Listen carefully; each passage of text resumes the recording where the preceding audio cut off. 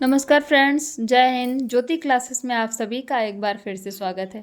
Friends, जैसा कि आप सभी को पता है कि हम अपनी होम साइंस की NCERT की सीरीज़ कंटिन्यू किए हैं, जिसमें हमने चैप्टर 1 और चैप्टर 2 अभी तक कंप्लीट किया है। तो चैप्टर 2 में हमने कल ही कंप्लीट किया। तो चैप्टर 2 में हमारा स्मरणीय तथ्य यानी कि मेमोरेबल फैक्ट्स, इसको हम समरी भी बोल सकते हैं, वो हमारा बैलेंस हो रह गया था। तो चलिए फ्रेंड्स, बिना टाइम वेस्ट किए हम आज की क्लास स्टार्ट करते हैं। और इसमें क्लास शुरू करने से पहले फ्रेंड्स, हमने इसके पहले क्या क्या पढ़ा था चैप्टर 2 में, एक बार उस पर नज़र डालते हैं। तो ये था हमारा चैप्टर 2, जिसमें हमने स्वास्थ्य यानी कि हम हेल्थ पढ़ रहे हैं, जिसमें हमने हेल्थ का अर्थ, लक्षण तथा उसके महत्व पढ़े थे। ठीक है फ्रेंड्स, तो ये हमने कल कंप्लीट किया था। तो ये चैप्टर हमारा कंप्लीट हो गया था कल। तो आज हम करते हैं इसके स्मरणीय तथ्य यानी कि इसकी समरी। तो चलिए फ्रेंड्स, फटाफट क्लास करते हैं टाइम बिना वेस्ट किए। तो ये है हमारा फर्स्ट पॉइंट। स्वास्थ्य के महत्व से हम सभी भली भांति परिचित हैं। शारीरिक तथा मानसिक स्वास्थ्य के अतिरिक्त व्यक्ति को संवेगात्मक रूप से भी स्वस्थ होना आवश्यक है। स्वस्थ व्यक्ति के शरीर का वजन उसके शरीर की लंबाई के अनुसार होना चाहिए, यानी कि कोई व्यक्ति तभी स्वस्थ माना जाएगा जब उसका वजन उसके शरीर के लंबाई के अनुसार। फॉर एग्जाम्पल, जैसे कोई व्यक्ति 5 फीट का है तो उसका वज़न मैक्सिमम 55 kg अबव नहीं होना चाहिए। अगर उसका वज़न 62 या फिर 65 है तो इट मीन्स वह व्यक्ति स्वस्थ नहीं है। या फिर 50 के बिलो भी नहीं होना चाहिए उसका वज़न। अगर उसका वज़न 50 के बिलो है 5 फीट के व्यक्ति का, तो वह तब भी वह स्वस्थ नहीं माना जाएगा। तो अच्छे स्वास्थ्य वाले व्यक्ति के शरीर का ढांचा सधा हुआ तथा संतुलित होता है। सूर्य उदय से पूर्व उठना स्वास्थ्य की दृष्टि से उत्तम रहता है, यानी कि सबसे अच्छा होता है।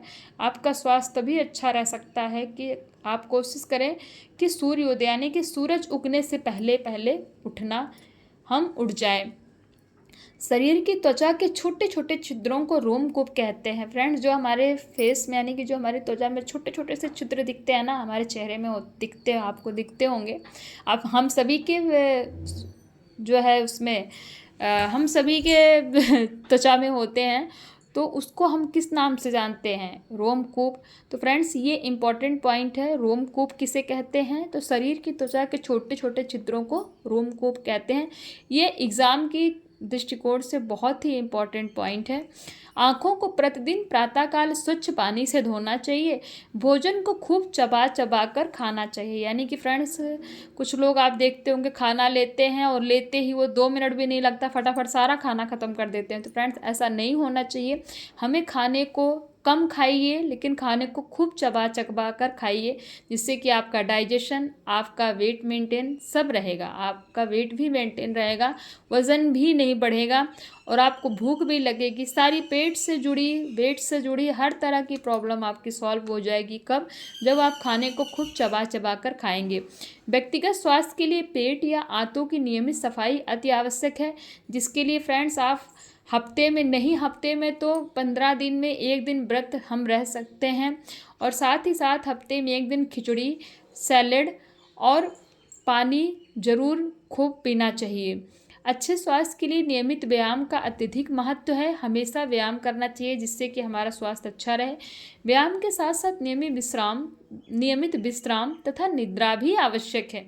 ये नहीं कि सिर्फ व्यायाम ही करते रहें और अपने विश्राम पर और निद्रा पर ध्यान न दें।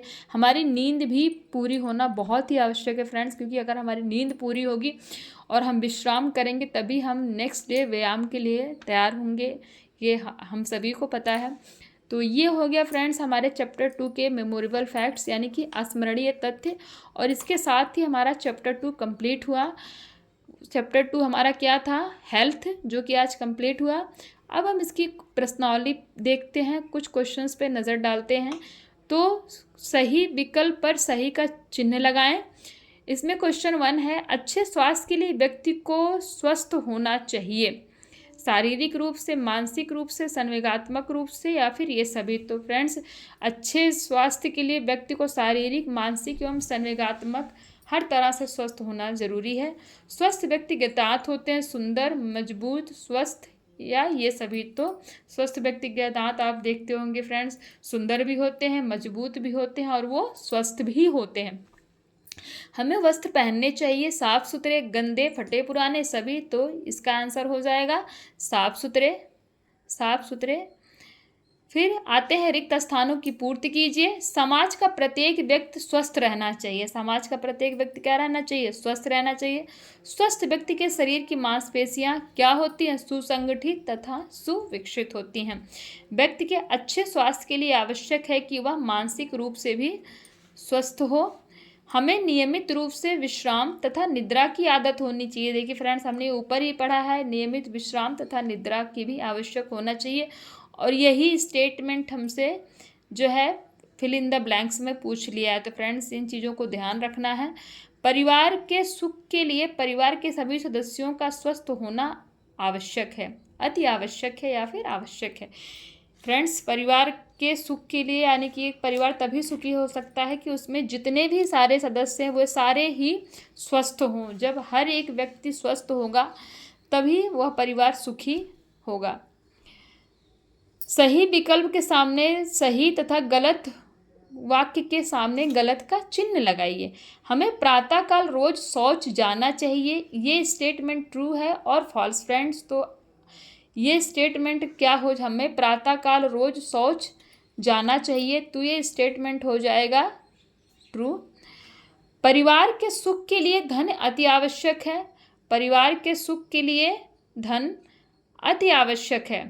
तो ये क्या हो जाएगा फ्रेंड्स? सही हो जाएगा कि बिना धन के कोई भी सुख परिवार को अच्छे से नहीं मिल सकता। नाक और कान की सफाई करना अत्यंत आवश्यक है। तो ये सही है फ्रेंड्स, नाक और कान की सफाई करना अत्यंत आवश्यक है। हमें नाखून कभी नहीं काटने चाहिए। तो ये स्टेटमेंट फ्रेंड्स गलत है, क्योंकि हमें नाखून हमेशा काटते रहने चाहिए। आप देख सकते हैं मेरे भी नाखून, मैं इनको हमेशा काट के एकदम साफ़ सुथरा रखती हूँ, क्योंकि अगर नाखून बड़े हो जाते हैं ना फ्रेंड्स तो वो फिर गंदे हो जाते हैं और उसमें गंदगी घुस जाती है। तो इसीलिए नाखून को हमेशा साफ़ सुथरा स्वच्छ रखना चाहिए। तो ये थे फ्रेंड्स आज की प्रश्नावली के कुछ क्वेश्चंस, जिसमें हमने बहुविकल्पीय, रिक्त स्थान और सही गलत कंप्लीट किए। और ये है अति लघु उत्तरीय प्रश्न, भोजन किस प्रकार करना चाहिए, प्रत्येक व्यक्ति कैसे स्वस्थ रह सकता है, सोने और जागने का क्या नियम है, परिवार के सदस्यों के स्वास्थ्य का सीधा संबंध किससे है, तो मानसिक रूप से स्वस्थ व्यक्ति कैसा होता है, प्रत्यक्ष लक्षण किसे कहते हैं, प्रत्यक्ष मतलब जो दिखाई देते हैं, अच्छे स्वास्थ्य के मुख्य लक्षण बताइए। तो ये सारे फ्रेंड्स ये कुछ क्वेश्चंस हैं जिसमें अति लघु उत्तरीय और दीर्घ उत्तरीय।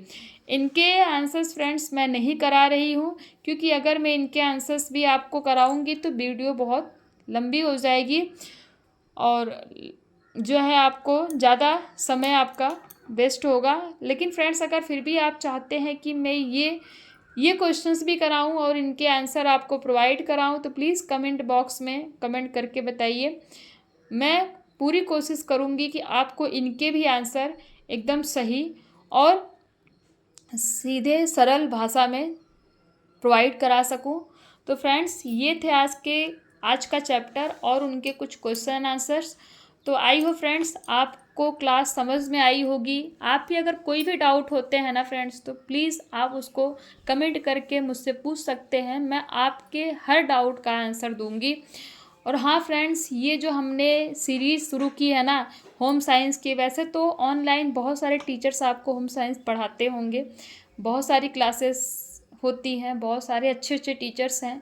बट फ्रेंड्स, किसी भी एग्ज़ाम को करने के लिए आपको पता है, किसी भी एग्ज़ाम को क्वालिफाई करने के लिए उसका जो हमारा एनसीईआरटी कंटेंट होता है ना, वो हमारा एक बार कंप्लीट होना बहुत ज़रूरी होता है, जो कि हमें नहीं लगता कि कोई भी ऑनलाइन आपको इस तरह का कंटेंट देगा जो कि आपको पूरे एनसीईआरटी ही कंप्लीट कराएगा। तो फ्रेंड्स, इस चैनल पर आपको हमने ये कोशिश की है कि आपको 6 से लेकर के 12 तक एनसीईआरटी पूरा प्रोवाइड की जाए होम साइंस की, क्योंकि होम साइंस ऐसा सब्जेक्ट है कि लोग पढ़ते भी कम हैं और फ्रेंड्स पढ़ाते भी कम हैं। तो इसीलिए मेरी यही कोशिश है। बाकी अगर आप लोगों को और कुछ पूछना हो तो प्लीज़ आप कमेंट कर सकते हैं। इसी के साथ मैं आज की क्लास यहीं पे स्टॉप करती हूँ। फ्रेंड्स, कोई भी डाउट हो तो आप बेझिझक कमेंट बॉक्स में कमेंट कर सकते हैं। मिलते हैं नेक्स्ट क्लास में, तब तक के लिए जय हिंद, वंदे मातरम।